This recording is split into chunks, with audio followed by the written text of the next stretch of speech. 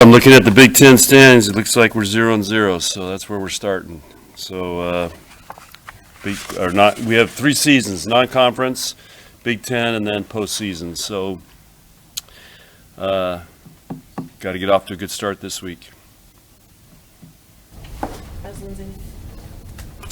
I haven't talked to her today. So, Lainey will be in practice today. So, Lindsay, I think, is going to be in practice today. I've been having more discussions with the police and those other people. How are those going? Good. I called the police department, Sergeant Volmer, and thanked him for all they're doing, and that we're just trying to make it aware, and he knows it's an issue, and so they're working on it. Said, "Have you got any ideas?" I said, let's get some semis and just block O Street. I guarantee I can go get a couple truckers right now. We'll have that thing shut down.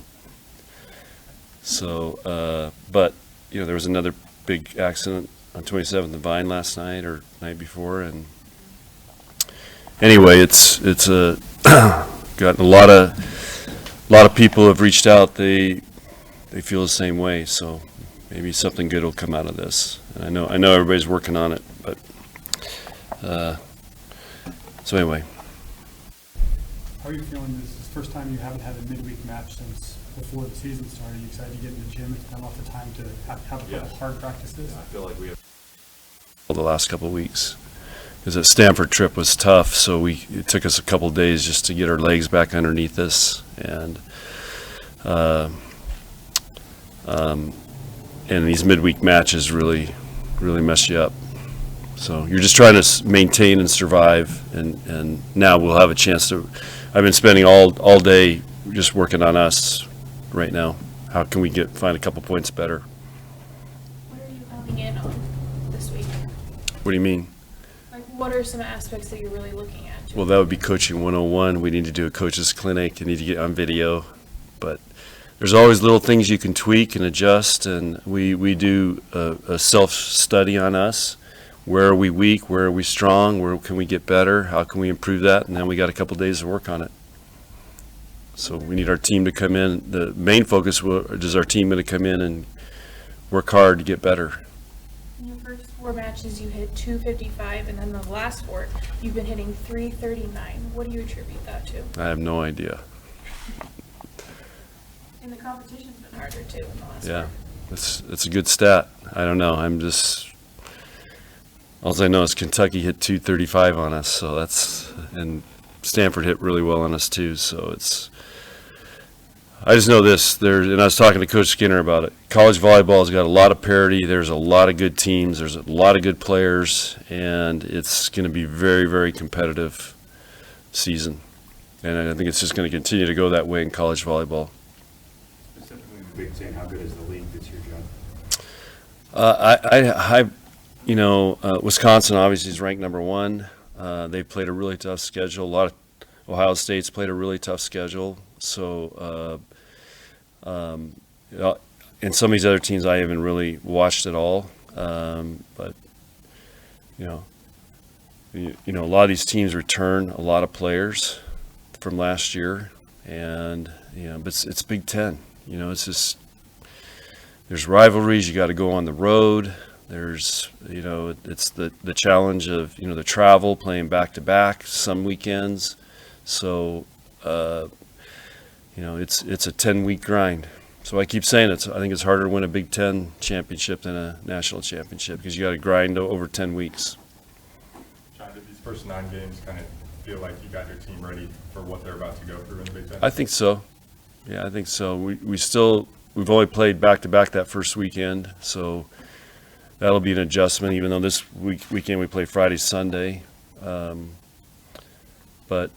that'll be the next big test as we go. I think the next week we're on the road for 2 matches back-to-back with travel. So that's one thing we haven't done yet.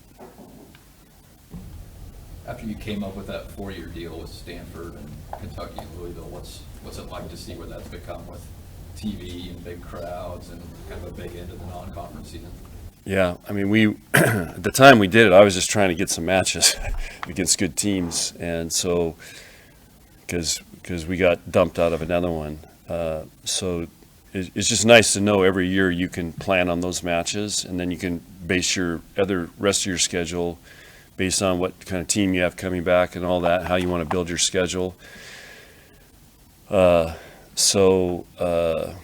but it's turned out great. There's been great matches. They're all televised. You know, you got the tennis records, and you know, I think this is the first year we've won 2 matches of. Yeah, it's the first year we've won both our matches. I think Louisville's first year they haven't won both their matches. So that's an accomplishment right there. When you've got as many young players contributing in big ways as you do, does the Big Ten give you some challenges that you don't see even in like these competitive non-conference matches against Stanford and Kentucky? Like, is there something different about the Big Ten that they are going to be introduced to now? I think the big thing will be the crowds on the road. There's some pretty, I mean, there's great crowds, but it's a little different what they're used to. And you know, we're trying to front load them on that, and we tried to front load that. I mean, Stanford really is not a Big Ten on the road match. Stanford's more like going to the country club. So again, they had a nice crowd. But it's just not the same environment we're going to see at some of these other Big Ten schools. So I think that's the biggest thing, is handling that. And K-State, though, they did a great job.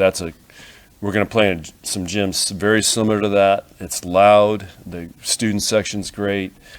You know, they got the band, all those things going, and that's going to be probably one of the biggest adjustments and challenges for us. How much will you lean on that experience in Brazil in terms of handling hostile crowds like that? I don't know.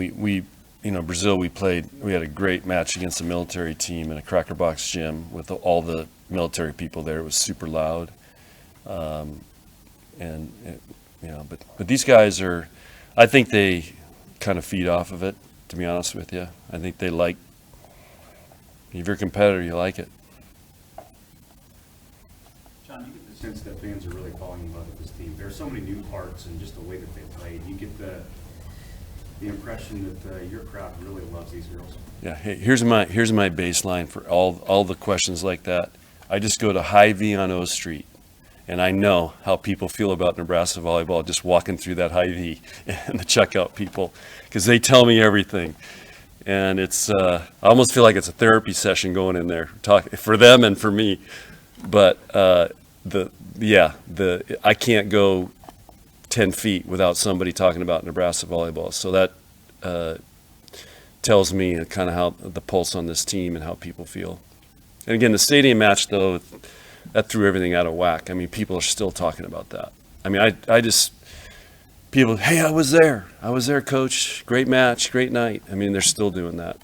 But you've always had fans Yeah. stop and talk to you. Yeah. Is it? Yeah. How much more has it increased this year? Yeah, when I went there, what's today? I think I went there Monday morning, and it was high level.